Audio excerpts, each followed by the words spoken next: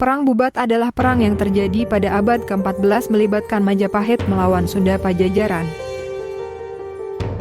Kerajaan besar Majapahit tengah berada di puncak kejayaannya di bawah pemerintahan Raja Hayam Wuruk.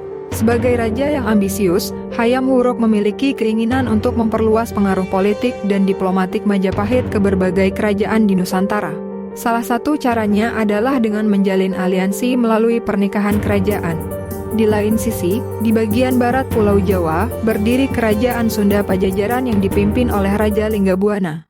Dalam upaya mempererat hubungan kedua kerajaan, Hayam Wuruk meminang Putri Dyah Pitaloka, putri Raja Linggabuana, untuk menjadi permaisurinya. Lamaran ini diterima dengan penuh kebanggaan oleh pihak Sunda, yang memandang pernikahan ini sebagai kehormatan besar.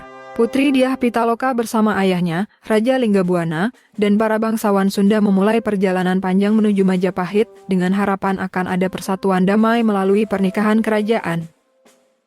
Namun, di balik niat baik pernikahan itu, tersembunyi ambisi politik dari Patih Gajah Mada, tangan kanan Hayam Wuruk. Gajah Mada memandang kesempatan ini sebagai langkah penting untuk mewujudkan sumpah palapa tekadnya untuk menyatukan seluruh Nusantara di bawah kekuasaan Majapahit. Ia tidak melihat pernikahan ini sebagai aliansi setara, melainkan sebagai tanda penyerahan kerajaan Sunda kepada Majapahit. Ketika rombongan Sunda tiba di lapangan Bubat, tempat pernikahan seharusnya dilangsungkan, suasana berubah tegang.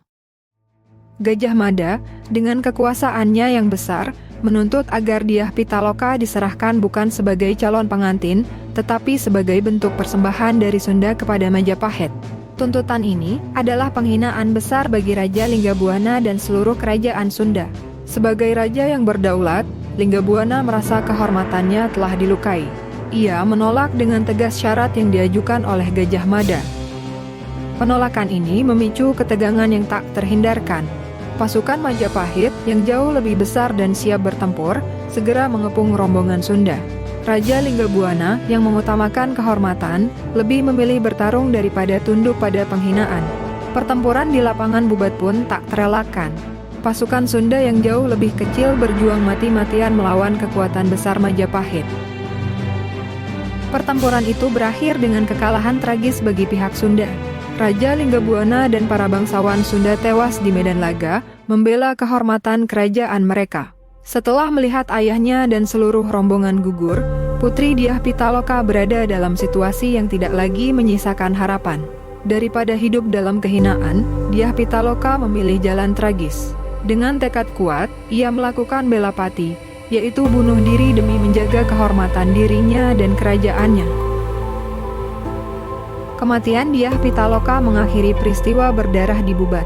Perang yang terjadi bukan hanya karena ambisi politik, tetapi juga karena perbedaan pandangan mengenai kehormatan dan martabat antar dua kerajaan besar.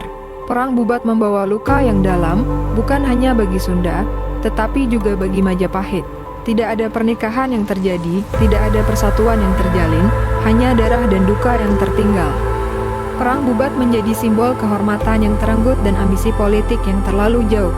Hubungan antara Majapahit dan Sunda Pajajaran tak pernah kembali pulih setelah peristiwa itu, meninggalkan catatan sejarah yang suram tentang bagaimana pernikahan yang diharapkan membawa perdamaian, justru berubah menjadi tragedi besar. Peristiwa Perang Bubat dianggap sebagai asal-usul mitos larangan pernikahan antara orang bersuku Sunda dengan orang bersuku Jawa. Percayakah Bapak atau Ibu dengan mitos tersebut?